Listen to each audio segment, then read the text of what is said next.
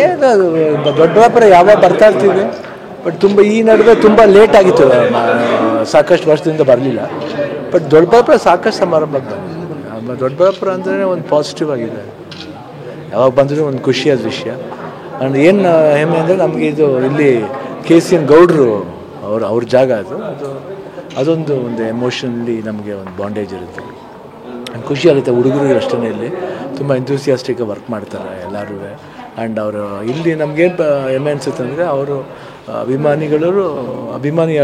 ಅಭಿಮಾನಿ ಅಲ್ಲದೇ ಏನೇನು ಮಾಡಬೇಕು, ಸೇವೆಗಳು ಮಾಡಬೇಕು, ಅದು ಸಾಕಷ್ಟು ಅವಾಗಿಂದ ಸಂಘದ ವತಿಯಿಂದ ಮಾಡ್ತಾ ಬಂದರೆ, ಮರ ಇರ್ಬೋದು, ಇಲ್ಲ ಇಲ್ಲಿ ಬಸ್ ಸ್ಟ್ಯಾಂಡ್ ಶೆಲ್ಟ್ರಿಗೆ ಇರ್ಬೋದು, ಆಮೇಲೆ ನೀರು ವ್ಯವಸ್ಥೆ ಇರ್ಬೋದು, ಅದು ತುಂಬ ಚೆನ್ನಾಗಿ ಮಾಡಿದೆ. ಅದು ನಮ್ಗೆ ಹೆಮ್ಮೆ ಅನಿಸುತ್ತೆ. ಒಂದು ಸ್ವಲ್ಪ ಇಲ್ಲಿ ಬರಬೇಕಂದ್ರೆ ಖುಷಿ ಆಗುತ್ತೆ. ಕನ್ನಡದ ಚಿತ್ರ ಕಾಂತಾರ ಚಿತ್ರದ ಬಗ್ಗೆ ಸಾಕಷ್ಟು ಹಿಟ್ ಆಗ್ತಿದೆ, ಎಲ್ಲ ದೇಶಗಳಲ್ಲೂ ಖುಷಿ ಆಗುತ್ತೆ ಅಲ್ಲ. ಒಂದು ಪಿಕ್ಚರ್ ನಮ್ಮ ಕನ್ನಡ ಸಿನಿಮಾ ಒಂದು ಈ ಲೆವೆಲ್ ಹೋಗ್ತಿದೆ ಅಂದರೆ ಭಾಳ ಖುಷಿ ಆಗುತ್ತೆ. ಸರ್ ಮತ್ತೆ ಇತ್ತೀಚೆಗೆ ಬಿಗ್ ಬಾಸ್ ಒಂದು ಎಲ್ಲೊಂದು ಚಿತ್ರರಂಗಕ್ಕೂ ಮತ್ತು ಒಂದು ಇದಕ್ಕೂ ಮತ್ತು ರಾಜಕೀಯಕ್ಕೆ ಒಂದು ನಂಟು ಬೆಳೀತಿದೆ ಅಂತ ಒಂದು ಆಗ ಸಾಮಾಜಿಕ ಜಾಲತಾಣಗಳಲ್ಲೂ ಸಹ ಈ ಒಂದು ಬಿಗ್ ಬಾಸ್ ತಡೆ ಇಟ್ಟಿದ್ದಾಗ್ಬೋದು.